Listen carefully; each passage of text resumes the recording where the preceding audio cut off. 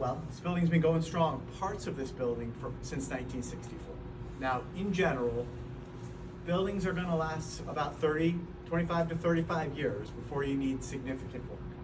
Once you get up to 60 years, you're reaching a point where decisions have to be made about whether the building is salvageable.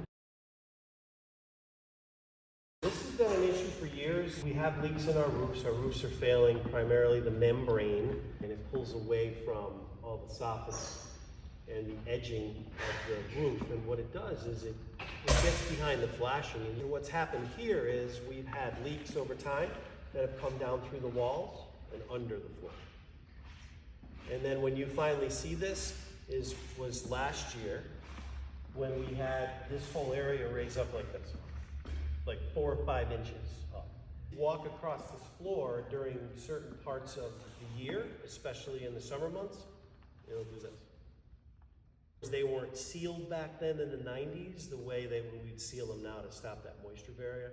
That is an absolute priority of this project, is to seal these floors so that we stop that moisture and mitigate the moisture outside with some new drainage that's going to be incorporated into the new parking lot area. That's part of the design. One of the major challenges we have here is that there aren't bleachers, right? Which Park and Rec does use this space, but you can't really have games that parents can come and watch their kids. One of the things that are top priority in this plan is to install bleachers here, which I think will make it more of a valuable asset for the community, because parents can come sit and watch their kids play basketball. There's been a lot of talk about school security, right? One thing about school security that we know is that the architects and the people who designed buildings and wrote education specification plans in 1964 had a lot different concerns about school security than we have today. Most important in terms of security is our ability to communicate throughout the building, right? That if we had an incident happening in the building or a threat outside of the building, we need to be able to let everybody in the building know that it's happening in real time and what to do. So I want to show you what we're using for that. This is our vintage 1964 PA address. So generally in terms of school security, our ability to communicate right now is reliant on 1964 vintage technology. From the current condition of the building to what we have envisioned for the future. And that's the exterior, right? It's kind of rainy out tonight.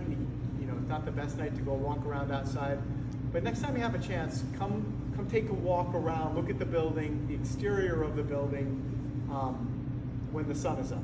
Tracy, I'll let you explain what the parking lots and playgrounds look like for our kids. So. Sure, yes. The parking lot is very, very tricky. Pick up, drop off. It can be dangerous. We've had multiple accidents. There's not always enough parking. So the blacktop is really dangerous at this point. I mean, there's big chunks all the time coming up of the asphalt that's out there.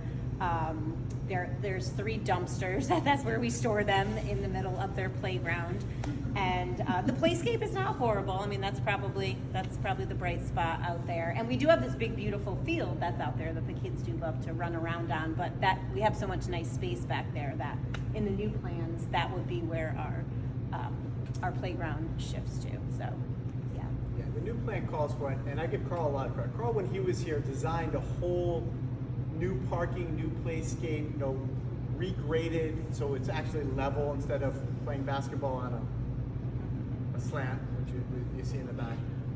And that's part of this plan, is that the idea is that not only are we going to do the whole interior of the building, but the exterior too is going to be level, graded, not chipping, and actual a nice area for kids to be, and a nice safe area for parents to pick up and drop off, and with bus loops and everything designed the way it needs to be designed to support 3 grade levels.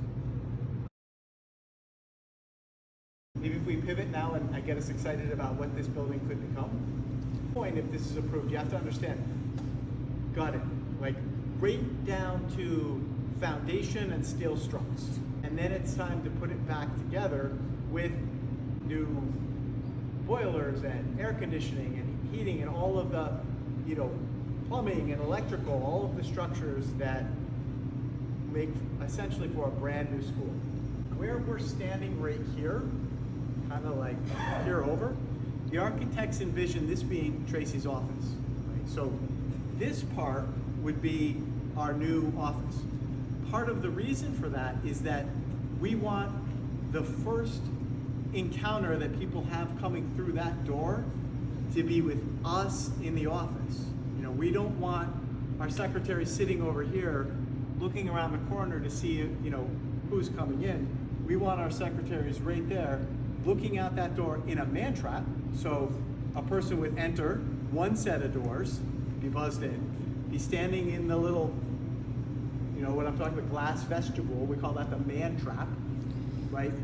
Interacting with the secretary through the intercom, but also our secretary seeing who that person is before they push that button and buzz them in, right? And then even after they're buzzed in, the first place they go is not into the cafeteria where all of our kids are, but into the office where they can be vetted through our Raptor systems, and we can make sure that they have a purpose for being here, or otherwise interact with them in a way that we know the intents and purposes for them being.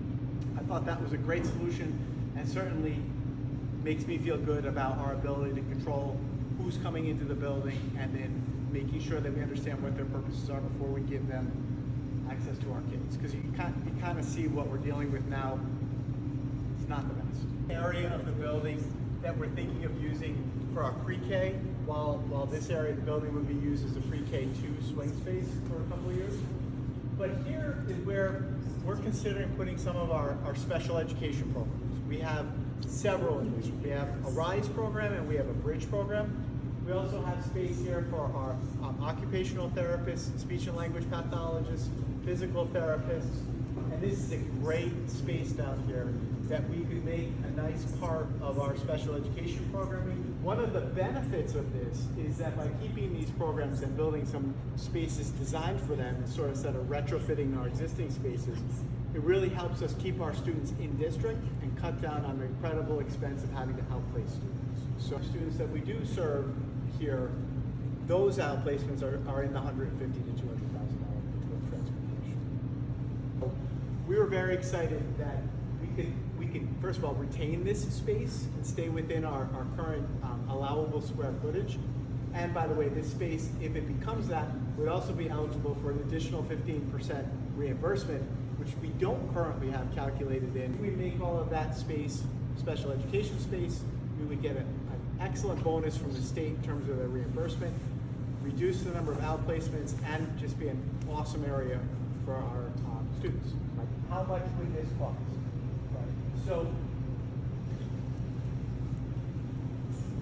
the Valley View reimbursement rate from the state is 15% higher because it has pre-K, right? This one is 15% lower because it does not have pre-K, but it's still eligible for some significant reimbursement.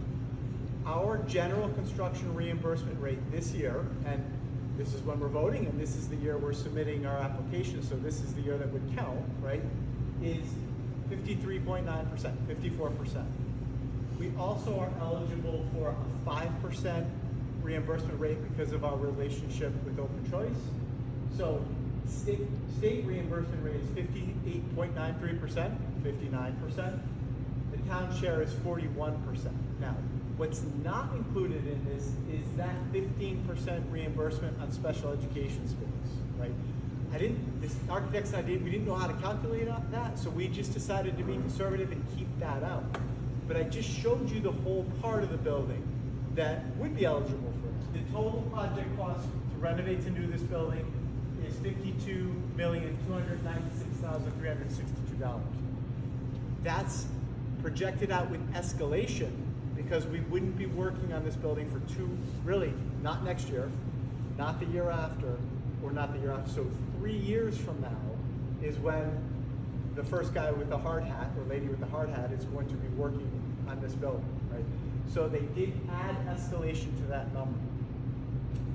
When you factor in all of these estimations in terms of eligible and ineligible costs, it breaks down to projected state reimbursement, $29,181,370, projected projecting costs to the town of Portland, $23,114,000. So for $23,114,992, brand new Gilders.